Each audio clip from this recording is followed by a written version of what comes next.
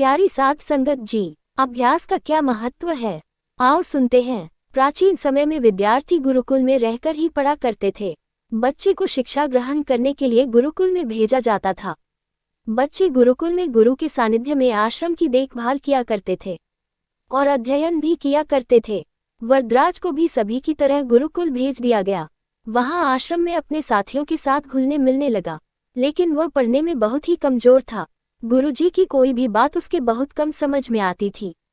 इस कारण सभी के बीच वह उपहास का कारण बनता है।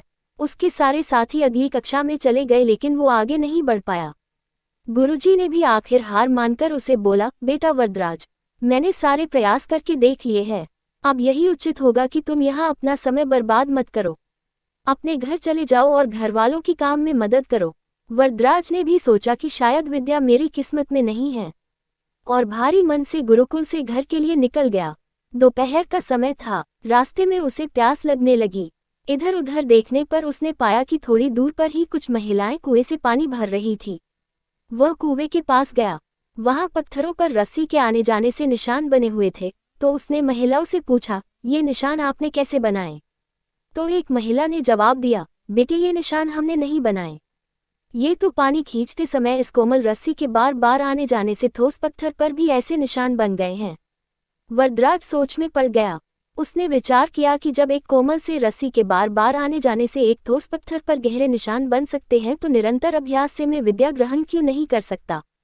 वरदराज ढेर सारे उत्साह के साथ वापस गुरुकुल आया और अथक कड़ी मेहनत की। गुरुजी ने भी खुश होकर भरपूर सहयोग किया। कुछ ही सालों बाद यही मंदबुद्धि बालक वरदराज आगे चलकर संस्कृत व्याकरण का महान विद्वान बना, जिसने लघु सिद्धांत कौमुदी, मध्य सिद्धांत कौमुदी, सार सिद्धांत कौमुदी, गीर्वाण पद्मंजरी की रचना की। गुरु प्यारी साध संगत जी, अभ्यास की शक्ति का तो कहना ही क्या है। यह आपके हर सपने को पूरा करेगी। अभ्यास बहुत जरूरी है, चाहे वो खेल में हो या पढ़ाई में या किसी और चीज में। बिना अभ्यास के आप सफल नहीं हो सकते हो। अगर आप बिना अभ्यास के केवल किस्मत के भरोसे बैठे रहोगे, तो आखिर में आपको पछतावे के सिवा और कुछ हाथ नहीं लगेगा। इसलिए अभ्यास के साथ धैर्य, परिश्रम और लगन रखकर आप अपनी मंजिल को पाने के लिए जुट जाए। प्यारी साध संगत जी, धन निरंकार जी।